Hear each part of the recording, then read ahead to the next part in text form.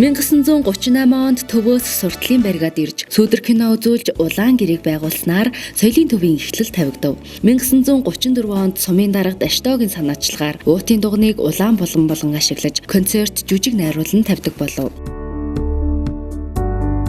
Энэ үед Дамби Чойжин нэмнаар эрхлэгчээр ажиллаж, нүрэн хор урлаг уран сайхны ажлыг сайн найруулж, олон тооны концертын хөтөлбөр хийж тоглосны гадна Цэнт комиссар Ардын зориг, Саран хөхөө зэрэг жүжгүүдийг найруулан тоглож, хөдөлмөрчдөд өргөнөөр сурталчилж байлаа.